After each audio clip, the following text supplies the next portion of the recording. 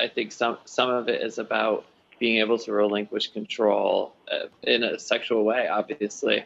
But yeah, so as you're denying yourself, you're inevitably thinking about, oh, when I finally get this thing off, it's like dieting only for your cheat day. What we have here is the camouflage finish, the chrome finish, and the wood finish. Now, are these specifically just for designer reasons, or is there something here for different kinds of pleasure that someone would feel with the different finishes? Basically, the finishes are just to give a bigger variety. So if someone wants, the wood finish, it's basically the same cage as our 6000, which is our biggest seller. So it's just for a variety. And how much do they normally cost? How much does the camouflage finish cost compared to the chrome and wood?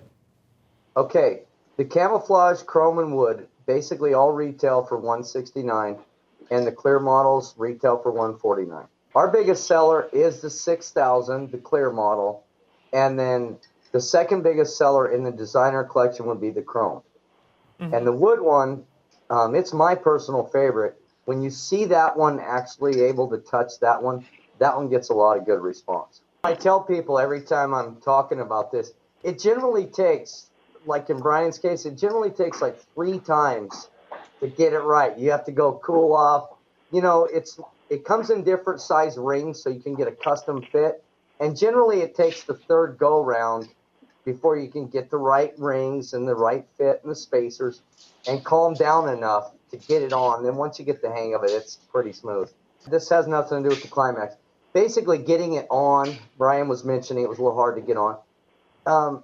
You gotta calm down a little bit, because it is a challenge to put it on the first time you get it. You're messing around with things. It's a challenge. Once you get the hang of it, it's pretty smooth sailing as far as putting it on. You got the right sizing and all that jazz. As far as the climax, it's not going to happen with this cage on unless you can magically just climax in your mind. Brian, talk to me about when you were wearing this for 3 days and you were put in a situation where, I mean, from man to man here, there are times when we get erections and we didn't even attempt to. So what was that like for you when you woke up in the morning, or another instance where, I guess a gust of wind wouldn't do it when you have this cage wrapped around it, but something else?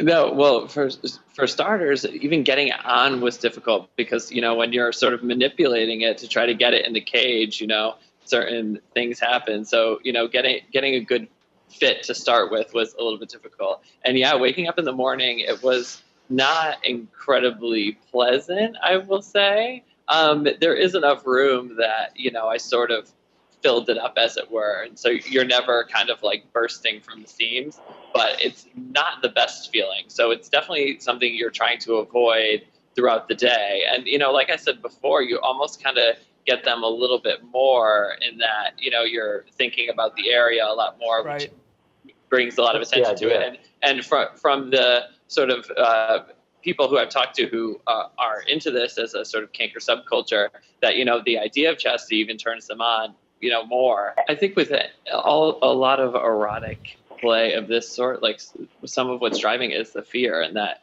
you don't know when the person's going to let you out. Exactly. You don't know what's going to happen. You don't know if you're even going to be able to make it. And, that's kind of a big turn on for a lot of people. What's the longest you've heard of someone wearing a one of these?